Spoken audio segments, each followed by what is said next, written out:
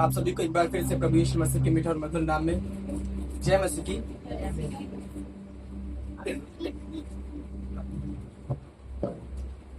ये तीसरा कलमा है जब यीशु मसीह ने कहा, अरे सॉरी चौथा कलमा, जब यीशु मसीह ने कहा कि हे मेरे परमेश्वर तूने मुझे क्यों छोड़ दिया।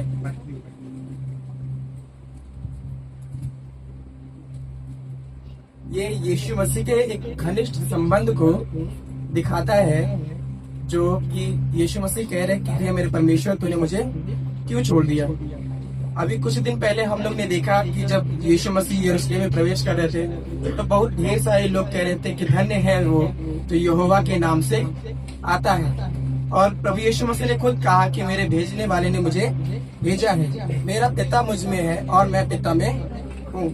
और जब कभी वो लोगों को चंगा करता था उससे पहले पिता से प्रार्थना करता था। लाजर को चंगा करने से पहले उसने आसमान की ओर देखा और पिता का धन्यवाद किया और लाजर से कह दिया और लाजर यूं ही निकल आया। यानी पिता के साथ उसका इतना घनिष्ठ संबंध था कि जो कुछ वो कहता था वो परमेश्वर अनुग्रह करता था और वो सारी चीजें हो जाती थी। यानी पिता के साथ इसका संबंध, यीशु मसीह का संबंध बहुत ही घनिष्ठ था, बहुत ही ज्यादा था और बहुत ही अच्छा था संबंध।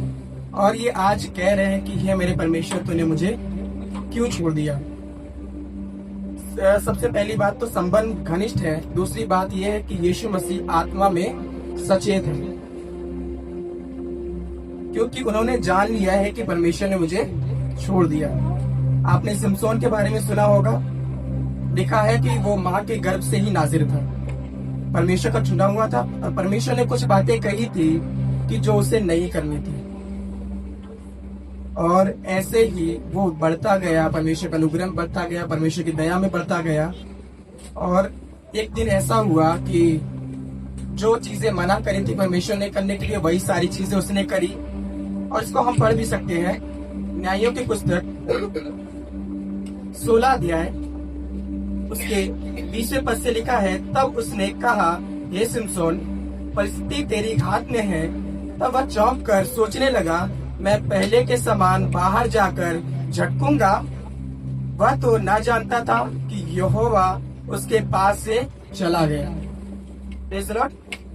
क्या लिखा है? वो ना जानता था कि यहोवा उसके पास से चला गया। सारी चीजें तो है, परमेश्वर का नाजिर तो है, परमेश्वर का चुना हुआ तो है, परमेश्वर ने उसको गर्व से चुना, लेकिन वो आत्मा में सचेत नहीं है। कई बार हम भी आत्मा में सचेत नहीं होते हैं, गलतियां हो जाती हैं, सोचते हैं कि गलती तो हुई है, उसको अनदेखा कर देते हैं, लेकिन परमेश्वर अनदेखा नहीं करता है। गलतियों में रहने वाला परमेश्वर नहीं, पाप में रहने वाला परमेश्वर नहीं है, लेकिन वो सचेत नहीं रहा।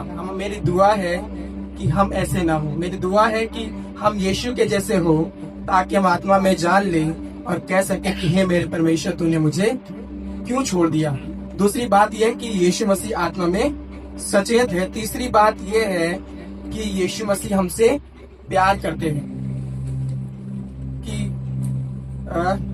जब उन्होंने कहा कि हे मेरे परमेश्वर तूने मुझे क्यों छोड़ दिया, छोड़ने का मतलब ये है कि यहोवा ने क्यों छोड़ दिया। सिमसोन ने गलती करी थी तो यहोवा का आत्मा उससे अलग हो गया। अब यीशु मसीह ने क्या गलती करी है कि यहोवा का आत्मा उससे अलग हो गया।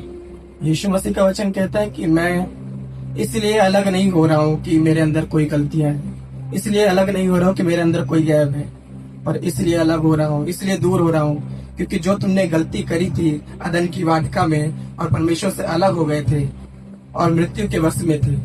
जैसे कि लिखा है कि मनुष्य का पुत्र, यूहन्ना 3:14 में लिखा है कि जिस प्रकार सब ऊंचे पर चढ़ाया गया था उसी प्रकार मनुष्य का पुत्र ऊंचे पर चढ़ाया जाएगा। आज वो दिन है जब यीशु मसीह ऊंचे पे चढ़ाया गया है और परमेश्वर से अलग इसलिए हुआ ताकि हम जो पहले परमेश्वर से दूर थे अब मसीह के लहू की वजह से, मसीह के उस बलिदान की वजह से उसके करीब हो जाए। इसलिए दूर नहीं हुआ कि उसमें कोई गलती थी, पर इसलिए दूर हुआ कि जो हमारी गलती थी उसने अपने ऊपर लिया और हमें मसीह के करीब, परमेश्वर के करीब, परमेश्वर के संबंध में फिर से ले आया। मेरी दुआ है कि हम भी आत्मा में सचेत रहें, परमेश्वर के घनिष्ठ संबंध में रहें और परमेश्वर के प्यार में बने रहें। सभी को जय मसीह।